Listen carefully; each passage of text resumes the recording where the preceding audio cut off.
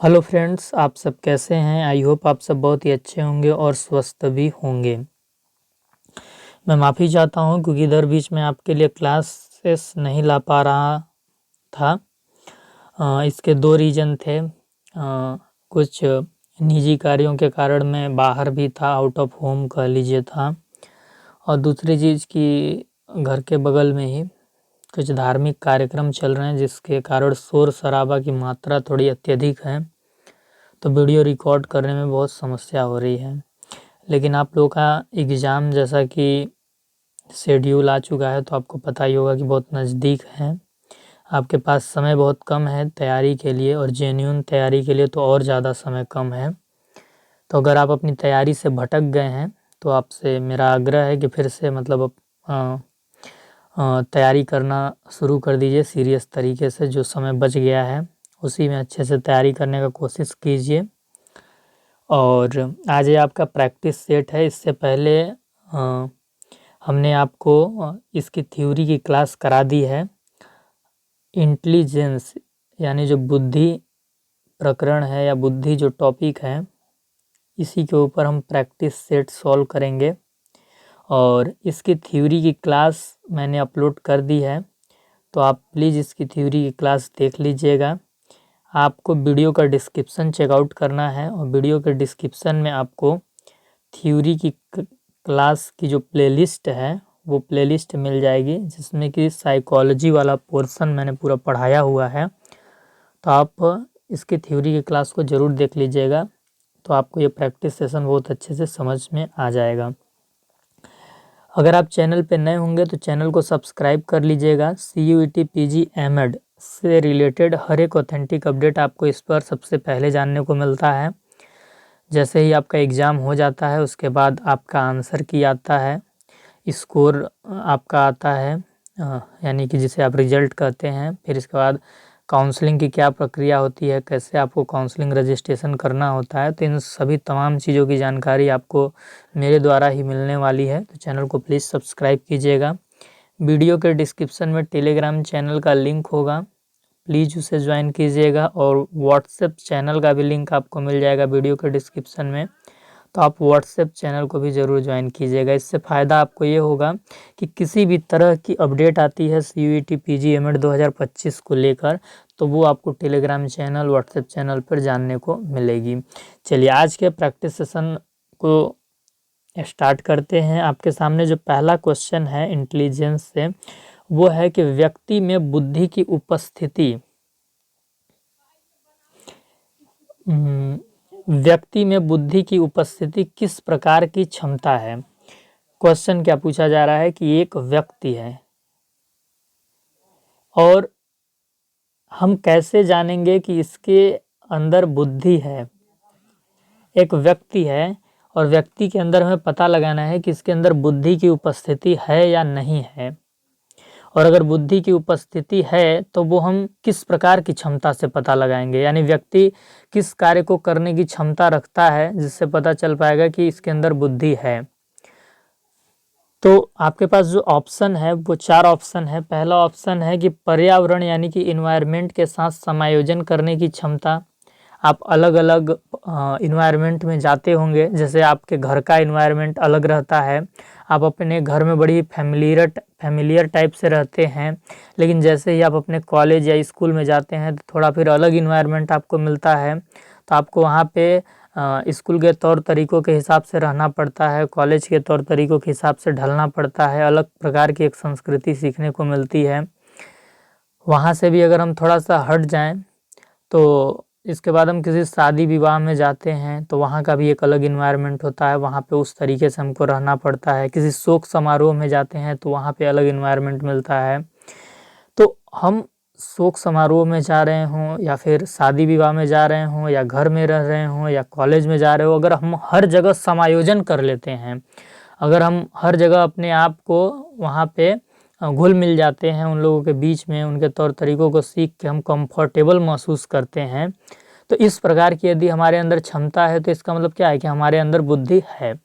तो जो पहला ऑप्शन है वो आपका सही है, ठीक। लेकिन दूसरा हम देखते हैं, दूसरा क्या, सीखने की क्षमता, यदि किसी व्यक्ति के अंदर सीखने की क्षमता है, जैसे कि आप अभी पढ़ रहे हो हमसे बुद्धि के बारे में, तो बुद्धि के बारे में यदि कोई चीज़ें आप सीख ले रहे हो, ये क्षमता है आप में, तो भी इससे पता चलता है कि आपके अंदर बुद्धि है।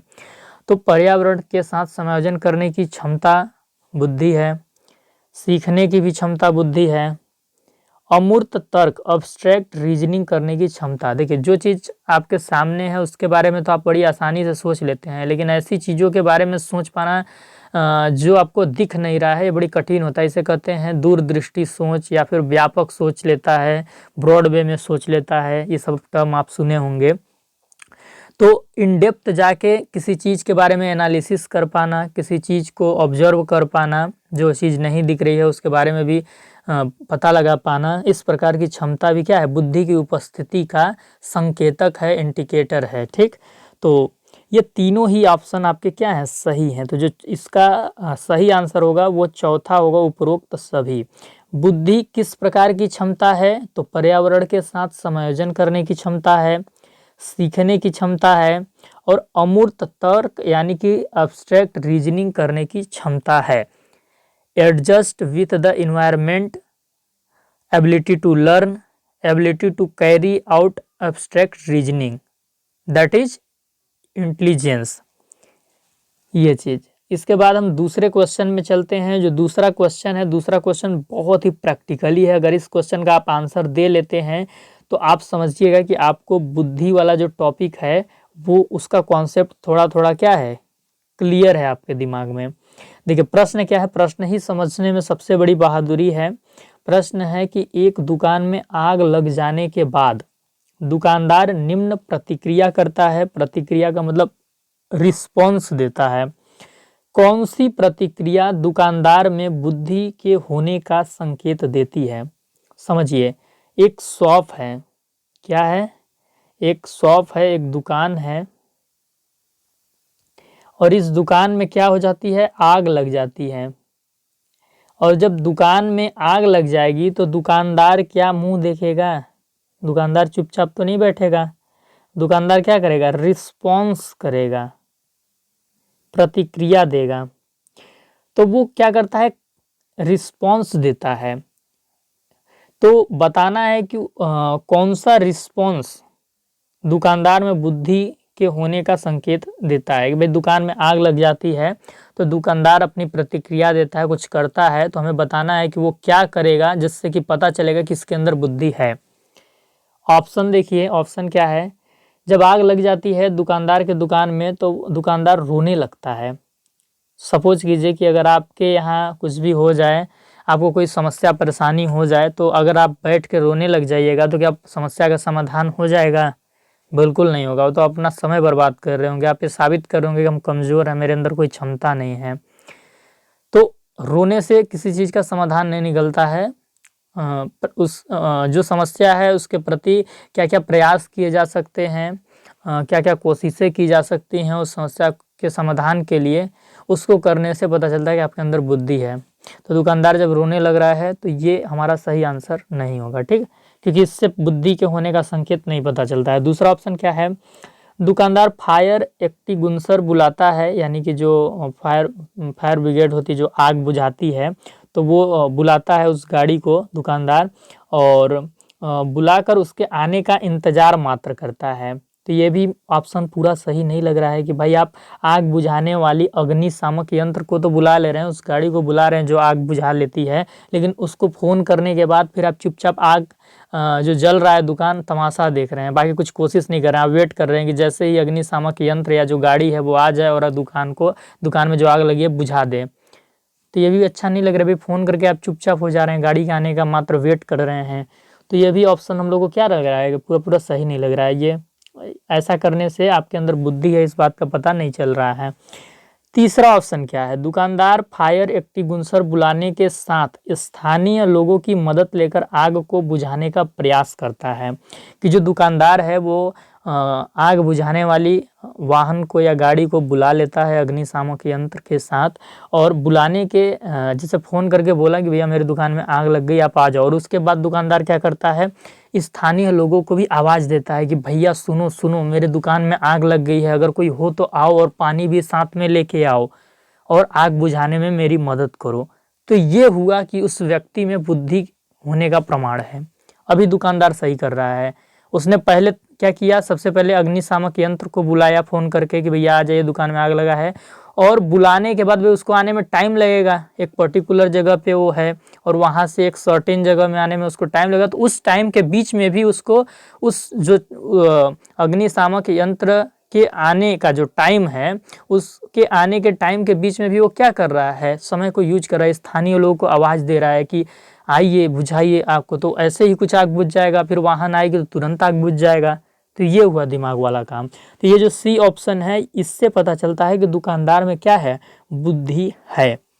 लेकिन ये ऑप्शन तो हमें पता चल गया कि सी नंबर ऑप्शन सही, लेकिन हमें डी भी पढ़ना जरूरी है, क्योंकि सारे ऑप्शन पढ़ने के बाद ही सही आंसर देना चाहिए। तो अगर सारे ऑप्शन बिना पढ़े अगर हम सही आंसर दे रहे हैं तो मतलब हम क्या कर रहे हैं, हम बहुत ज़्यादा कॉन्फिडेंस में चल रहे हैं, ओवर कॉन्फिडेंस में चल रहे हैं। और आपको पता ही होगा जब ओवर कॉन्फिडेंस हो जाता है किसी को, तो उसकी नैया बहुत ही जल्दी खत्म हो जाती है, उसका पतन बहुत जल्दी होता है, ठीक ना। तो पूरा ऑप्शन पढ़ना है। चौथा ऑप्शन क्या है, दुकानदार ईश्वर से कहता है कि वह दुकान में लगी आग को बुझा दे। जैसे ही आग लगता है वो बोलता है भगवान अब आप ही आग को बुझा दीजिए। तो ये तो बात सही है कि भाई किसी भी प्रकार की समस्या परेशानी आती है तो हमको भगवान को याद करना चाहिए, वो हमारे ईश्वर हैं। लेकिन उनको याद करने के बाद अगर हम चुपचाप बैठ जाएं और सोचे भगवान ही सारा कर देंगे तो दिक्कत है। कर्म तो हमको ही करना पड़ेगा, ठीक ना। तो कर्म करना चाहिए। तो चौथा वाला ऑप्शन क्या है, गलत है। सिर्फ भगवान को हम बोल के चुपचाप बैठ जाएंगे तो क्या है, इससे पता नहीं चल रहा है कि दुकानदार में बुद्धि है। तो तीसरा नंबर ऑप्शन आपका सही है। तो इस प्रकार के प्रैक्टिकली क्वेश्चन आपके CUET PG में पूछी जाते हैं, CUET PG एमएड में पूछे जाते हैं। तो आपको बहुत ही डेप्थ में जाकर थ्योरी भी पढ़नी होती है, ठीक ना, हर टॉपिक की। तो सिर्फ प्रैक्टिस करने से और क्या कहते हैं PYQ सॉल्व कर लेने से मतलब पूरा 100% गारंटी नहीं है कि आपको BHU या DU मिल जाएगी, क्योंकि BHU और DU पाने के लिए आपको बहुत ही ज़्यादा अच्छा स्कोर लाना होता है, ठीक ना। 60% एंड 70% का रेशियो लेके चलिए कि आपको लाना पड़ता है, ठीक। तो ये चीज़ है।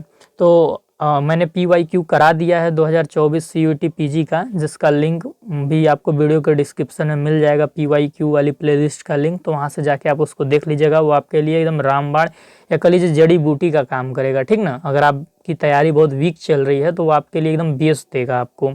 PYQ सॉल्व करने के बाद आप सारी थ्योरी की क्लास को देख लीजिए, प्रैक्टिस सेशन की क्लास को देख लीजिए, और जो आपका CUET PG एमएड का ऑफिशियल सिलेबस है 10 यूनिट, आप उसको पूरा पढ़ डालिए। बीएड की किताब का हेल्प ले लीजिए पढ़ने के लिए, और इंटरनेट का हेल्प लीजिए, यूट्यूब का हेल्प लीजिए। तो आई थिंक सारा चीज़ें आपका कवर हो जाएगा। चलिए तीसरा क्वेश्चन देखिए कि इंटेलिजेंस शब्द की उत्पत्ति किस शब्द से हुई है। तो जो इंटेलिजेंस शब्द की उत्पत्ति हुई है वो आपका इंटेलिजेयर लैटिन शब्द से हुई है, ठीक ना। इंटेलिजेयर या फिर इंटेलिजेंसिया लैटिन शब्द से हुई है, ये चीज आपको ध्यान रखना है। और इस शब्द का अर्थ क्या होता है, इस शब्द का अर्थ होता है to understand. To understand Hindi में इसका अर्थ होता है समझना। तो इसका जो सही आंसर हो जाएगा वो पहला होगा, बाकी ये सारे गलत हैं, ये आपको भ्रमाने के लिए दिए गए हैं। फ्रेंच, रोमन, इनमें से कोई नहीं, ठीक। पहला नंबर ऑप्शन आपका सही होगा। इसके बाद हम चौथा क्वेश्चन देखते हैं। चौथा क्वेश्चन हमारा है बुद्धि पर सर्वप्रथम कार्य करने वाले विद्वान हैं। तो देखिए बुद्धि जो टॉपिक है इस पे सर्वप्रथम कार्य करने वाले विद्वान हैं सर फ्रांसिस गाल्टन, ठीक ना। लेकिन अगर आपसे बुद्धि परीक्षण की बात की जाए या बुद्धि के सिद्धांत पे किसने काम किया, तो फिर बीने का नाम आ जाता है, ठीक ना, कि बुद्धि परीक्षण पे सबसे पहले काम करने वाले बीने ही हैं, ये चीज़ है। लेकिन सबसे पहले बुद्धि पर कार्य करने वाला अगर आपसे पूछा जाए तो सर फ्रांसिस गाल्टन का नाम आता है। सर फ्रांसिस गाल्टन को हम फादर ऑफ यूजेनिक्स भी बोलते हैं, ठीक, सुजननिकी के जनक हिंदी में अगर बोलेंगे तो। चलिए इसके बाद हम देखते हैं अगला क्वेश्चन। पांचवा क्वेश्चन आपका बुद्धि के परिभाषा से है। तो एक परिभाषा आपके सामने दी गई है बुद्धि की, और आपको बताना है कि यह परिभाषा किस मनोवैज्ञानिक की है। बुद्धि कई प्रकार की योग्यताओं का मिश्रण है जो विभिन्न समूहों में पाई जाती है। यह परिभाषा किसकी है कि बुद्धि एक प्रकार की योग्यता नहीं, कई प्रकार की योग्यताओं का मिश्रण है और ये विभिन्न समूहों में इस प्रकार की योग्यताएं पाई जाती हैं। तो ए ऑप्शन है गिलफोर्ड, बी है गार्डनर, सी है वुडवर्थ और डी है थर्स्टन। तो इसका जो सही ऑप्शन हो जाएगा वो थर्स्टन हो जाएगा। थर्स्टन महोदय ने बोला था कि बुद्धि कई प्रकार की योग्यताओं का मिश्रण है जो विभिन्न समूहों में पाई जाती हैं, लेकिन बाकी परिभाषाएं भी आपको गिलफोर्ड के अनुसार भी याद रखनी होंगी। गिलफोर्ड क्या बोलते हैं आप नोट डाउन कर लीजिएगा, मैं बोल रहा हूँ। बुद्धिमत्ता एक अखंड वैश्विक विशेषता नहीं है, बल्कि कई क्षमताओं का एक संयोजन है जो अपेक्षाकृत स्वतंत्र है। आप लिख लीजिएगा। गार्डनर महोदय क्या बोलते हैं बुद्धि के बारे में? वो बोलते हैं कि बुद्धि को सूचना को संसाधित करने के लिए एक जैव मनोवैज्ञानिक क्षमता के रूप में परिभाषित किया गया है, जिसे सांस्कृतिक परिस्थिति में समस्याओं को हल करने या संस्कृति में मूल्य के उत्पादों को बनाने के लिए सक्रिय किया जा सकता है। वो इस प्रकार के बुद्धि की परिभाषा देते हैं। वुडवर्थ बुद्धि की परिभाषा क्या देते हैं कि बुद्धि कार्य करने की एक विधि है। वुडवर्थ क्या बोलते हैं कि बुद्धि कार्य करने की एक विधि है। चलिए, तो परिभाषा से क्वेश्चन जरूर आता है। आप जितने भी मनोवैज्ञानिक हैं उन्होंने बुद्धि की परिभाषा क्या क्या दी है वो आप पढ़ लेंगे। थ्योरी की क्लास में मैंने बहुत सारे मनोवैज्ञानिकों के अनुसार उन्होंने बुद्धि को लेकर क्या बोला है वो मैंने आपको बताया है, तो थ्योरी की क्लास आप देख लीजिएगा। अब देखिए नेक्स्ट क्वेश्चन है, बुद्धि अमूर्त विचारों के बारे में सोचने की योग्यता है, किसकी परिभाषा है? बीने की, टर्मन की, बुडरो की, डियरबान की। अमूर्त विचार मतलब अब्स्ट्रैक्ट थिंकिंग, ठीक। अब्स्ट्रैक्ट थिंकिंग करने की यदि आपके अंदर क्षमता है तो वो बुद्धि है, ऐसा किसने बोला है? तो ये बोला है टर्मन महोदय ने। किसने बोला है? टर्मन महोदय ने बोला है। लेकिन बीने महोदय ने बुद्धि के बारे में क्या बोला है? तो बीने महोदय ने बोला है कि बुद्धि इन 4 शब्दों में निहित है। बुद्धि इन 4 शब्दों में निहित है।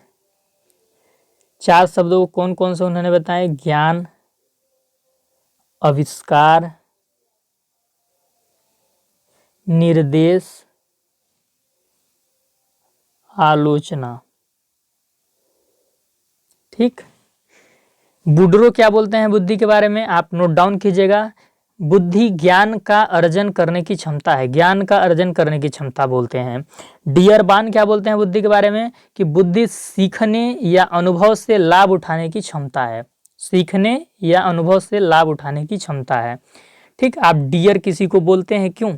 ताकि आपका काम बन जाए, आप लाभ उठाना चाहते हैं, बोलते हैं ना डियर ये दे दीजिएगा क्या, डियर ये कर दीजिएगा क्या।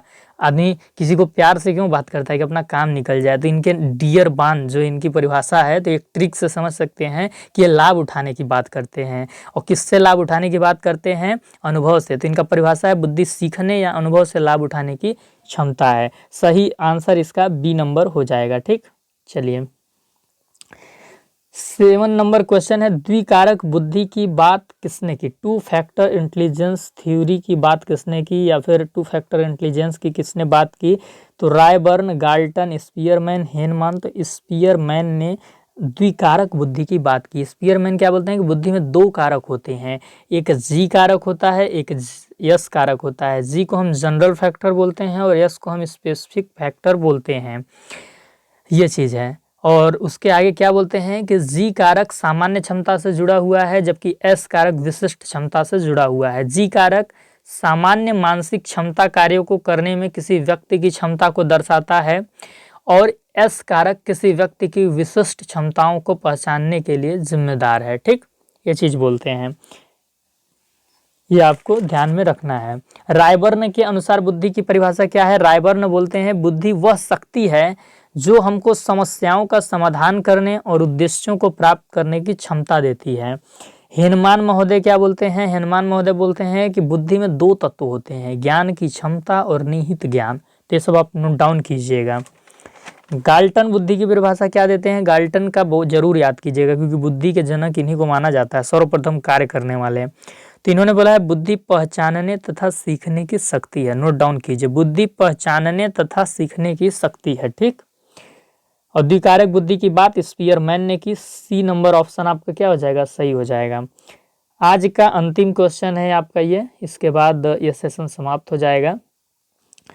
8वां नंबर क्वेश्चन है कि बुद्धि के संदर्भ में सही कथन का चयन कीजिए। इंटेलिजेंस के रेफरेंस में आपको करेक्ट स्टेटमेंट को पहचानना है कि इंटेलिजेंस को लेकर कौन सा करेक्ट स्टेटमेंट है। पहला है बुद्धि एक व्यक्ति की जन्मजात योग्यता है। बताइए ये सही है या गलत, कि जो बुद्धि है वो व्यक्ति की इनेट एबिलिटी है। सही है, तो ये बिल्कुल सही है कि जो बुद्धि होता है वो व्यक्ति में जन्मजात होता है, ठीक ना। एक इनेट एबिलिटी के रूप में हम बुद्धि को देखते हैं, वो बाद में धीरे धीरे क्या होता है, डेवलप होता है, विकसित होता है। बी नंबर ऑप्शन क्या है कि बुद्धि का स्तर ज़्यादातर व्यक्तियों में मंद, कुछ में औसत व कुछ में प्रतिभाशाली होता है। ये गलत है। ये सही कब होता है कि बुद्धि का स्तर ज़्यादातर व्यक्तियों में औसत होता है, कुछ में मंद और कुछ में प्रतिभाशाली होता है। जब आप बुद्धि का कर्व बनाएंगे तो ज़्यादातर में आपको एवरेज दिखाना होगा, कुछ में मंद और कुछ में प्रतिभाशाली, ठीक। तो ये गलत है। दूसरा सी नंबर क्या है, बुद्धि प्रौढ़ावस्था से वृद्धावस्था के काल में अत्यंत तीव्र गति से विकसित होता है। ये भी गलत है, ठीक। गलत इसलिए है कि जो बुद्धि है क्या होता है कि किशोरावस्था तक ही बहुत ज़्यादा तीव्र गति से डेवलप होता है। शैशवावस्था से किशोरावस्था तक का जो काल है उसमें बहुत तेज़ी से डेवलप होता है। उसके बाद तो आप परिपक्व हो जाते हैं, फिर तो खाली आपको एक्सपीरियंसेस मिलते हैं, ठीक ना। फिर आपको बहुत ज़्यादा बुद्धि इंटेलिजेंस मतलब आपका डेवलप नहीं होता है, IQ लेवल, ये चीज़ है, ठीक। तो ये चीज़ आपको ध्यान रखना है।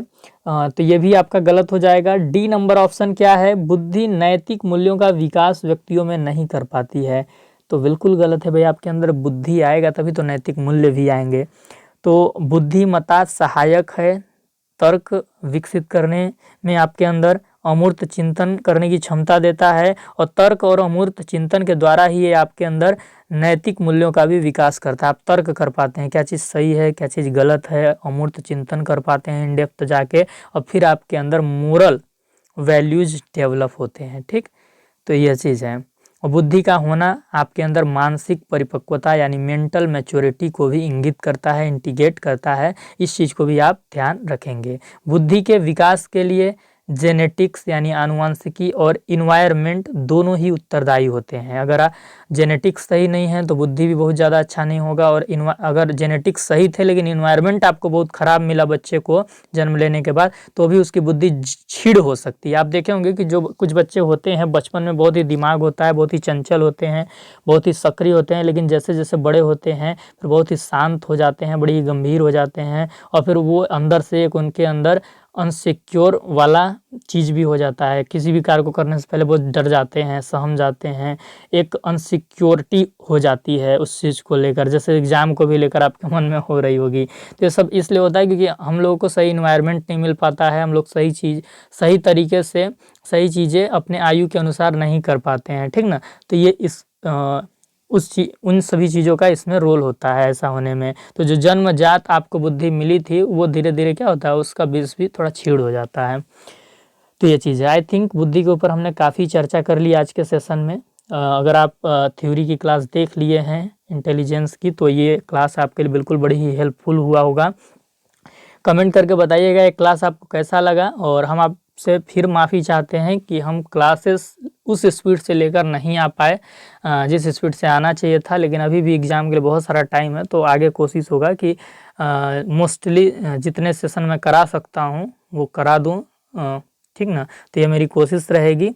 चलिए इसी के साथ आप सेशन को लाइक कर दीजिएगा और सेशन को शेयर भी कर दीजिएगा एमएड एंट्रेंस के जितने भी और अन्य एस्पिरेंट्स हैं उनके पास, और कमेंट करके ज़रूर बताइएगा कि आपको ये सेशन कैसा लगा। वीडियो के डिस्क्रिप्शन में आपको टेलीग्राम चैनल का लिंक होगा, तो आप ज़रूर ज्वाइन कीजिएगा टेलीग्राम चैनल को, और व्हाट्सएप चैनल को भी ज्वाइन करना नहीं भूलिएगा। और थ्योरी की क्लास आप ज़रूर देख लीजिएगा, PYQ भी 2024 का ज़रूर सॉल्व कर लीजिएगा।